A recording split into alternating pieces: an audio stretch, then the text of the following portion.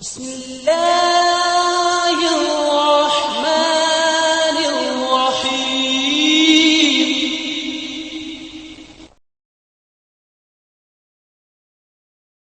جلیل القدر ہستی ہیں جنہیں حضور علیہ السلام نے اللہ سے مانگ کے دیا۔ سارے صحابی رسول کریم صلی اللہ علیہ وآلہ وسلم کے مرید ہیں، لیکن جناب عمر میرے حضور کی مراد ہیں۔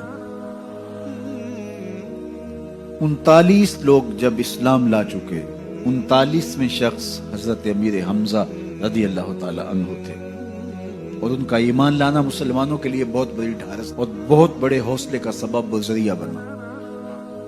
تو میرے حضور نے ہاتھ اٹھا لیے، کہا اے اللہ، ایک شیر دیا ہے امیر حمزہ، ایک شیر اور عطا کر دے، اب تیری مرضی، عمر بن خطاب دے دے یا عمر بن حشام دے دے۔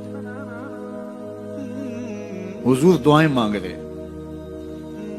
اور یہ ہاتھ میں تلوار لیے غیظ و غضب سے بھرے ہوئے گھر سے نکلتے ہیں کہ بانی اسلام کا چراغ ہی بجھا دینا ہے۔ راستے میں ایک صاحب ملے اور کہا کہ عمر، تیور کوئی اچھے نہیں لگتے، خیر تو ہے، کدھر جا رہے ہو؟ کہا چراغ اسلام بجھانے جا رہا ہوں، یہ روز کا مسئلہ ختم ہونے لگا ہے میرے ہاتھوں۔ مسکرا کے بولے گھر کی خبر تو لو۔ کہا میرے گھر کو کیا ہوا؟ کہا تمہاری بہن فاطمہ بھی نوکر بن گئی ہے رسول اللہ صلی اللہ علیہ وسلم۔ غصے سے بھرے ہوئے اپنی بہن کے گھر کا رخ کرتے ہیں، اندر سے قرآن پڑھنے کی آواز آ رہی، غصہ اور بڑھ جاتا ہے، دروازے کو زور زور سے کھٹکھٹاتے ہیں۔ اہل خانہ سمجھ گئے ماجرا کیا ہے، گرجدار آواز ہے جناب عمر کی، دروازہ کھولو۔ جلدی سے معلم کو چھپا دیا اور بہن آگے بڑھ کے دروازہ کھولا۔ کہا تم سابی ہو گئے ہو، دین چھوڑ دیا تم نے، بتوں کی وفا ترک کر دی اور بے تحاشا مارنا شروع کیا۔ بہن کا سر پھٹ جاتا ہے، خون بہنے لگتا ہے اور یہ مارتے چلے جاتے ہیں۔ فاطمہ بنت خطاب بولی عمر، تم خطاب کے بیٹے ہو، سنو میں بھی خطاب کی بیٹی ہوں، جو ظلم جو جبر کرنا ہے کرو، میں محمد عربی کا دامن نہیں چھوڑوں گی۔ سوچنے پہ مجبور ہو جاتے ہیں وہ کون سی طاقت ہے جس نے بجلیاں بھر دی اس کے اندر۔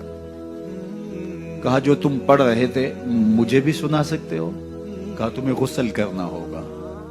عمر اپنے بدن کو دھو رہے ہیں، میرا رب دل دھو رہا ہے۔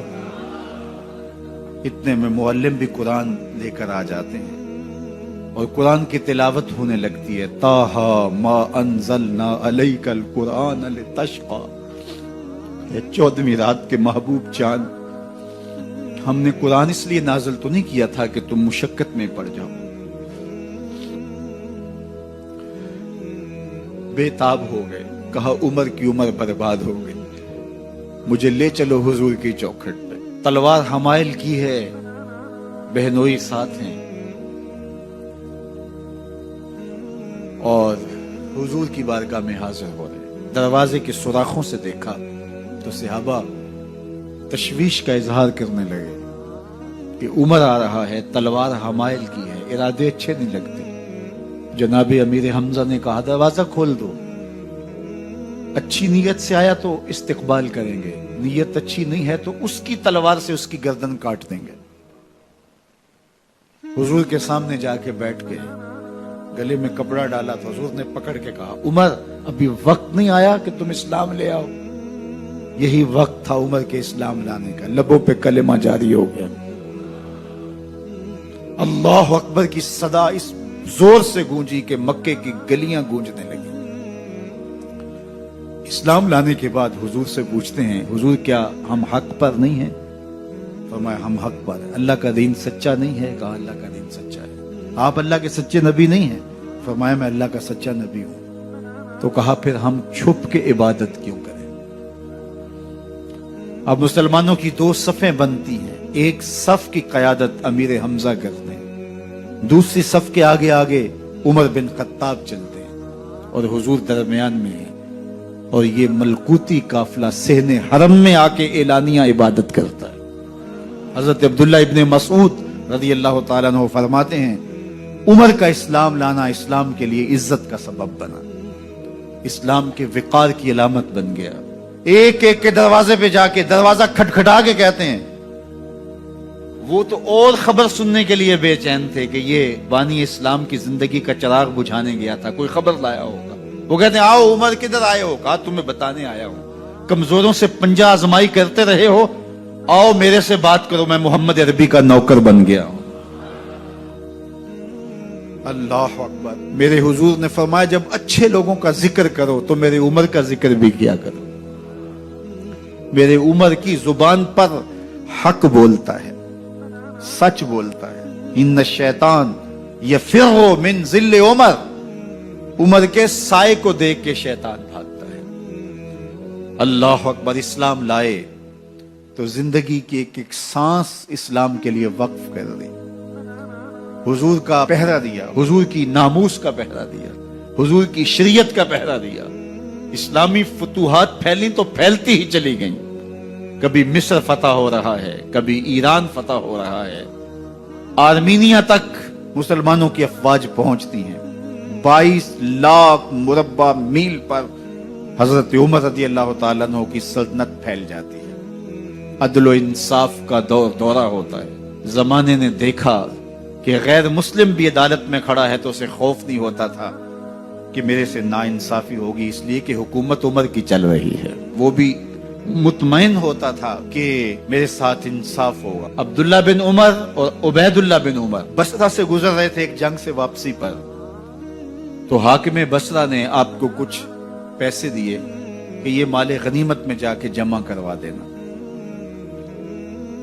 اور پھر خود ہی مشورہ دیا کہ عراق کے اندر فلاں فلاں چیز بہت سستی مل جاتی ہے اور حجاز میں ان چیزوں کی قیمت زیادہ ہے، تو اگر آپ ایسا کر لیں کہ یہ ان پیسوں سے خرید لیں اور جا کے مدینہ المنورہ میں فروخت کر دیں تو جو زائد پیسے آپ کمائیں گے وہ آپ کے ہوئے، اور یہی اشرفیاں جو میں نے دی ہیں آپ کو، اتنی اشرفیاں بیت المال میں جمع کروا دینا۔ تم نے محنت کی ہوگی، تجارت کی ہوگی، تو جتنے بچیں گے وہ آپ کے ہوں گے۔ تو انہوں نے کہا بہت اچھا، وہاں سے مال خرید لیا، مدینہ المنورہ میں آ کے بیچ دیا۔ جتنی اشرفیاں انہوں نے وہاں سے دی تھی بیت المال کے لیے، اتنی بیت المال میں جمع کروا دی۔ حضرت عمر رضی اللہ تعالیٰ عنہ کو پتہ چلا، بیٹوں کو بلایا، کہا کہ سنا ہے تم نے کوئی کمائی کی ہے؟ کہا جی ہم نے تو تجارت کی اور جو مال لیا تھا اتنا مال ہی بیت المال میں جمع کروایا ہے۔ کہا تم بیت المال کے پیسوں پر کمائی کی ہے، وہ پیسے بھی تمہیں بیت المال میں جمع کروانے پڑیں گے۔ یہ عمر ہیں رضی اللہ تعالیٰ۔ رومی شہنشاہ کی بیوی سلام بھیجتی ہے حضرت عمر رضی اللہ تعالیٰ عنہ کی اہلیہ کو، تو وہ 1 دینار ادھار لے کر کے اس کا عطر خریدتی ہیں اور شیشیوں میں ڈال کر کے ان کو بھیجتی ہیں کہ چلو ایک رواداری کا اچھا ثبوت فراہم کیا جائے۔ تو وہ واپسی پر انہی شیشیوں کے اندر قیمتی موتی بھر کے بیچتی ہیں، جواہرات بھر کے بیچتی ہیں۔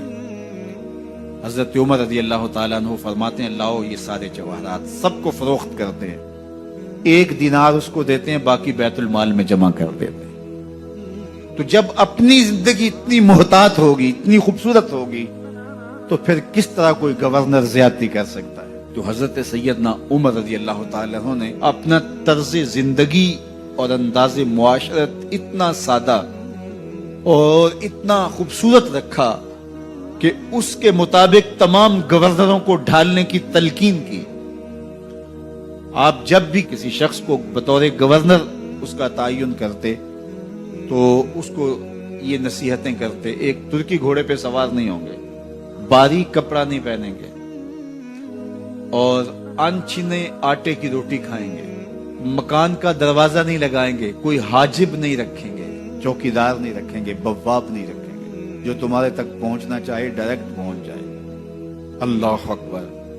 اور پھر جب کسی کو متعین کیا جاتا اس کی جائیدادیں لکھ لی جاتی کہ اس کے پاس کتنی جائیداد ہے، وہ حساب اپنے پاس رکھتے، اور جب وہ معزول ہوتا یا اس کا وقت ختم ہوتا تو آپ دیکھتے کہ اب اس کے پاس جائیداد کتنی ہے. اگر وہ جو پہلے آپ نے اپنے پاس ریکارڈ رکھا ہوتا اس سے جائیداد اس کی زیادہ ہوتی تو حضرت عمر بقیہ جائیداد بیت المال میں جمع کرتے. اللہ اکبر. اور یہ کیسے تھا؟ گورنر بول نہیں سکتا تھا، اس لیے کہ حضرت عمر کی اپنی بود و باش بھی اسی طرح کی تھی، اپنا طرز زندگی بھی اسی طرح کا تھا. مال غنیمت میں بہت ساری چادریں آتی ہیں جو سب کو تقسیم کر دی جاتی ہیں. خطبہ جمعہ دینے کے لیے آئے تو ایک شخص کھڑا ہو گیا. عمر خطبہ بعد میں سنیں گے، پہلے یہ بتائیں کہ یہ جو تم نے قمیض پہنی ہے یہ کہاں سے آئی؟ مال غنیمت کے اندر جو چادریں آئی ہیں سب کے حصے میں ایک ایک چادر آئی. آپ داراز قد ہیں، ایک چادر سے قمیض نہیں سل سکتی، تو آپ کی قمیض کہاں سے آئی؟ پہلے اس سوال کا جواب دے دیجئے، پھر خطبہ سنیں گے. اللہ اکبر. آپ کے بیٹے کھڑے ہوتے ہیں، کہا ایک چادر سے میرے باپ کی قمیض نہیں بنتی تھی، میں نے اپنے حصے کی چادر بھی اپنے باپ کو پیش کی ہے. اس نے کہا اب سناؤ اور ہم سنتے ہیں. یہ ہے حضرت عمر رضی اللہ تعالیٰ عنہ کی اپنی ذاتی زندگی. ایاز بن غنم کے بارے میں یہ پتا چلتا ہے کہ وہ موٹے کپڑے نہیں باریک کپڑے پہنتا ہے.